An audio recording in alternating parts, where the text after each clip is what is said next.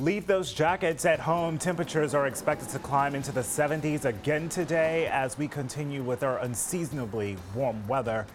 Also, friends and family gathered today in Williamsburg to say their final goodbyes to a little 7-year-old girl who died after choking on a sandwich at school. As local news gets. News 12, Brooklyn. Hello, and thank you for joining us on this Friday, November 6th. I'm Kelsey Minor. It's November, but many could argue, well, it feels a little like spring outside. All this week, the temperatures have been in the highs for this time of year. And News 12 Brooklyn's Dana Arshan has taken advantage of it. She is out along the water in Sheepheads Bay. Dana, what's it like over there this morning? All right, Dana, thank you so much. Great assignment you have today. Thank you. All right, time for Weather on the 2. Stacey Ann is standing by just to pick up where Dana left off, yeah? It's Kelsey for this time of year. Very mild, thank you. But I like it. I love it. Thank you so much, Stacey Ann. Oh, you're welcome. A Rikers Island corrections officer was badly injured in an attack at the facility yesterday evening. EMS confirms the assault happened just after 5 in the evening, and the officer was taken to Elmhurst Hospital. A source tells News 12 one inmate put the corrections officer in a chokehold while the other inmate slashed him in the face and arm. Friends and family members of a 7-year-old girl who died after choking to death in school will gather in Williamsburg today to say their final goodbyes. On October 21st, Noella Escarvia was eating a sandwich at PS 250 in Bushwick when she choked. She died last week. You are looking at video from her wake yesterday. Her family says not enough was done to help her while she was choking, but the city's Department of Education says the school's faculty responded swiftly and properly to the emergency. The family's lawyer says they are in the process of filing a lawsuit. A scary scene over Crown Heights last night. A quick-thinking shop worker helped save a man's life after a brutal knife attack. Police say it happened just before 6:30 last night near Troy Avenue and Montgomery Streets. Witnesses say a man walked into the corner store with a knife wound near his stomach, crying out for help. The shop worker helped tend to his injuries and called 911. The victim was taken to Kings County Hospital and is in stable condition. Was working in the store. He walked in, gushing blood everywhere, arms bleeding, stomach bleeding, just blood everywhere. And so I just called 911, kept a sheet on him, pressure. He's alive, thank God. This is the second man stabbed in less than a week within a few block radius, but there is no indication the two recent stabbings are connected. I'm Kelsey Minor, and you're watching News 12 Brooklyn. Coming up, police are asking for the public's help tracking down a man who robbed a mechanical display shop in East Flatbush.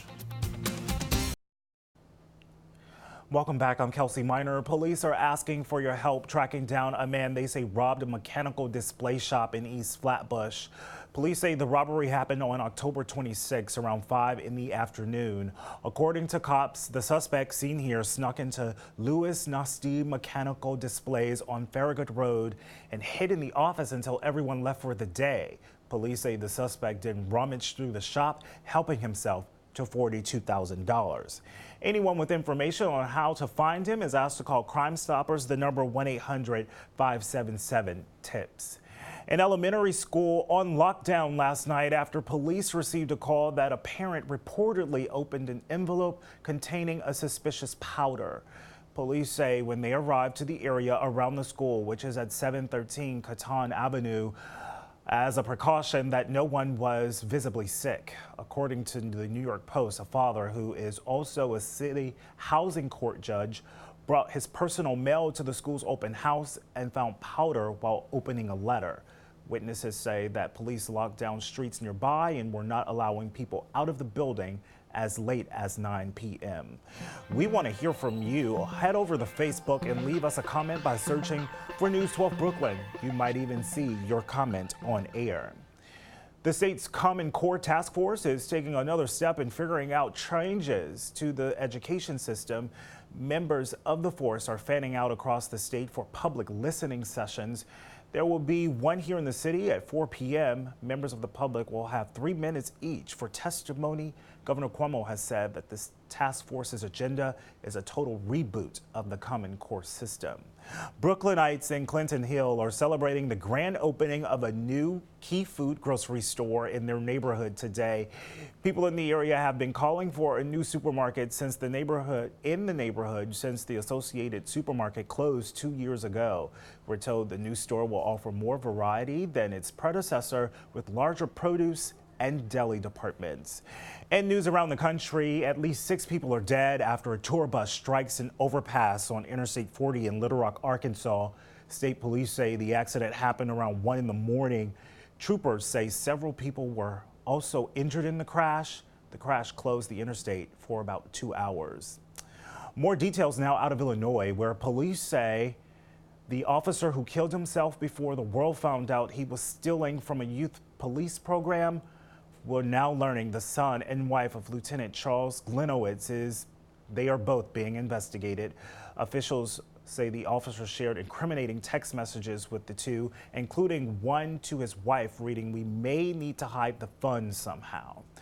In news around the world, we turn to the latest on the plane crash in Egypt. Russian President Vladimir Putin is agreeing with recommendations to suspend all Russian flights to Egypt. Meanwhile, the U.S. says it can't rule out the possibility of terrorism.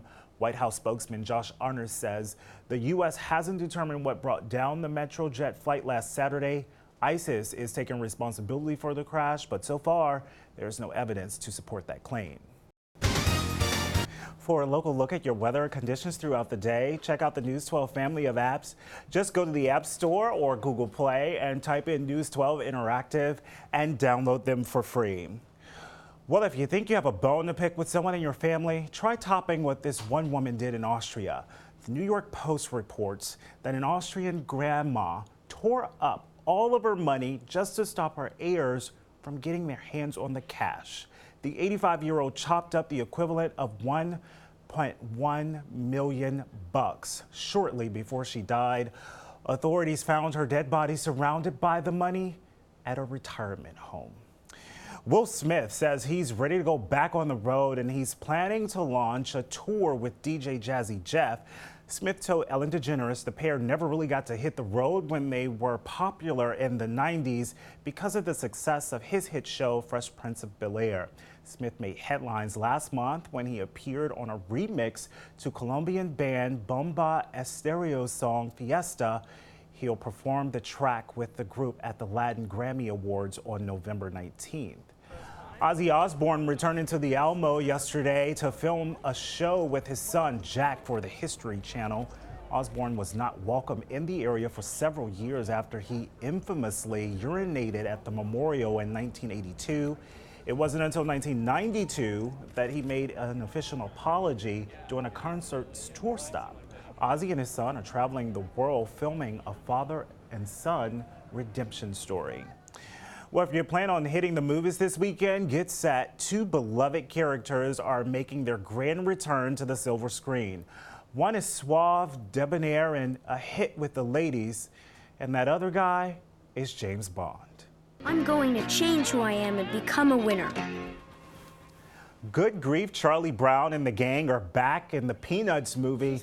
In this new movie, Charlie Brown tries to reinvent himself as a winner when a pretty new girl comes to town. The Peanuts movie is rated G. And James Bond is also making a return to the silver screen this weekend in Spectre. The latest Bond flick has Agent 007 uncovering a secret sinister organization. This is the 3rd Bond film starring Daniel Craig. Spectre is rated PG-13. Kelsey Minor, and this is News 12 Brooklyn. More hyperlocal news, weather, and sports coming up, but after the break, stay with us.